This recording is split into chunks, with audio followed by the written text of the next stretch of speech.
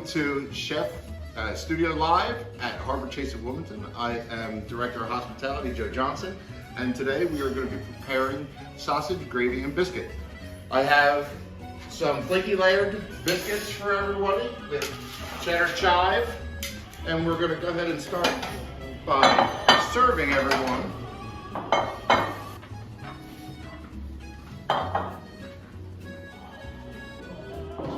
Now everybody has some food for themselves, and we're going to get right down to business here.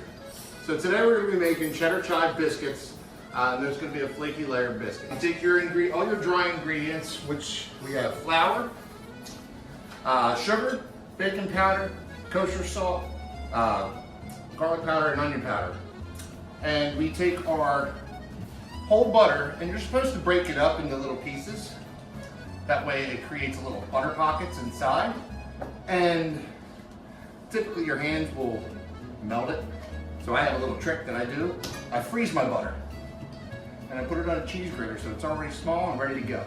That way we can get those good butter pockets that we're talking about. We're gonna add that into it. Then we're gonna add the rest of our ingredients, our dry ingredients, which is chives, cheddar cheese.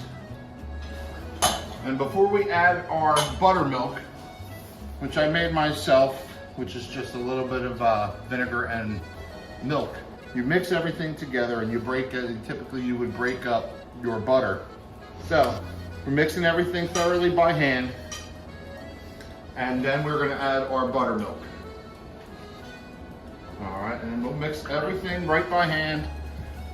You use a utensil if you'd like, but I feel like eventually you're just gonna wind up getting to your hands anyway because you can't really mix it properly. So once you form your dough ball, you can start rolling them out. The cool part about flaky layer biscuits is that each individual layer you have to make.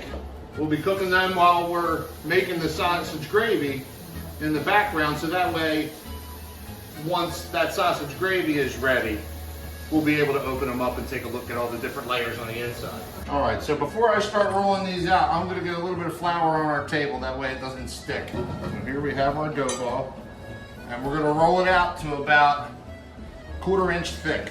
We're gonna go 2 different directions, that way you don't really go too much bigger than your rolling pin. And as you're rolling it out, you can actually see all the butter that didn't melt because of the way we handled that. We froze it instead of just breaking it up with our hands. Now at this point, you take it and you fold it over. And you take the other piece and you fold that over. This is how you get your layers. We're gonna do that 6 times. So that, me and Deb figured it out, what is it, 32 layers after you fold it 6 times.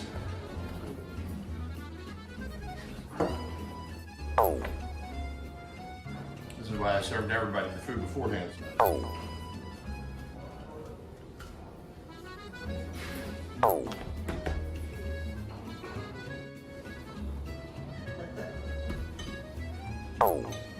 This is our last one that we're gonna do. And there's one more step before we hit the oven, which gives the biscuits that nice shine on the top. You wanna brush them with a nice egg wash. All right, so this is the portion where you cut your biscuits. You wanna make them as close as possible, that way you yield as much as you can. You can place them about 1 inch from each other.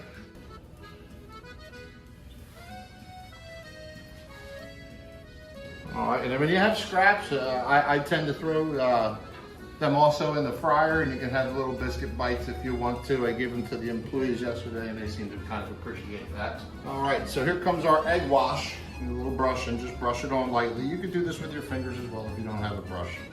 This gives it the shine and helps with browning. Otherwise, you'll have a real pale colored biscuit. So those biscuits are gonna get baked for about 12 to 15 minutes, depending on how you like them. Some people like them a little less cooked, and some people like them a little bit more cooked. And then it'll be time to get to my favorite part, the gravy. So now we're gonna go to our second portion, and we're gonna make our sausage gravy. First, we're gonna start with a small diced onion, white onion. So we're gonna sweat these onions down a little bit until they become translucent. Once that happens, we're going to brown our sausage. It also releases the fat to help us add to make the roux. We want to utilize the drippings from the sausage to incorporate more flavor into the gravy. Here we go, we're adding our sausage in now. We'll break it up. That way it cooks a little quicker. You don't want a big block in there. You'll be waiting for a long time. Be careful not to let anything burn to the bottom of the pan, because if you let things burn to the bottom of the pan as you're stirring it, that might come up into the rest of the dish, and you don't want that to come in. It'll add a flavor to it that you don't want. So now it's starting to move a little bit. Everything's starting to brown. So I'm going to put the rest of our butter in there. That'll also help release some of that fat as well. We'll drop our seasoning in there as well. Put a little crushed red pepper, some garlic powder, and some onion powder. We don't add our salt until the very end. And there's a reason why you don't add that till the very end, because your product changes from the beginning to the end. I don't know how much is going to be in there, and you can't really adjust it after you put it in. So you need to put it in at the end and taste as you go. So at this point, we have browned all of our sausage. Then we're going to add our flour. Our flour does a couple things. It makes a roux, which helps thicken your gravy. The other thing it does is it adds flavor. As you cook it, it has a different flavor profile than it would if it wasn't cooked. And we are ready to add our heavy cream and our milk. Heavy cream first. Stir it in, and the reason why you do this, stir it in intermittently, is so you avoid clumping and having any lumps in there. And now we will add our milk in there. And once this comes up to a boil, you'll notice it's starting to thicken. The heat activates that. If it was just cold, you wouldn't be able to get that thickness that you're looking for. You have to make sure you're stirring this the whole time, because if you don't stir it the whole time, it will scorch onto the bottom of that pan. I tend to go down to a medium heat so it doesn't burn to the bottom. There's nothing like fresh biscuits. We really like fresh biscuits. They're so good. And I can definitely say yours was one of the best biscuits I've ever tasted. Really? Joe. So, is there something behind that? Nice segue into that. So at one point, when I was working at Crazy Cats, I had been approached by a magazine. I think it was called Greater Town and Country, and they were doing this tour around the country, 50 states, 50 biscuits. And I was, highlighted in there as Delaware's best biscuit. And I actually made these current biscuits that I'm making right now for that occasion. So it was pretty cool. We had a nice time. I did a demonstration for them too, and they were wowed with, they'd never seen anybody do the laminated biscuits like we were doing today.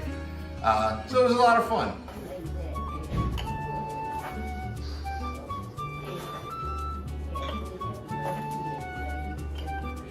You see the layers, how they come out. How they peel apart like that. That's very, that is a very hot biscuit.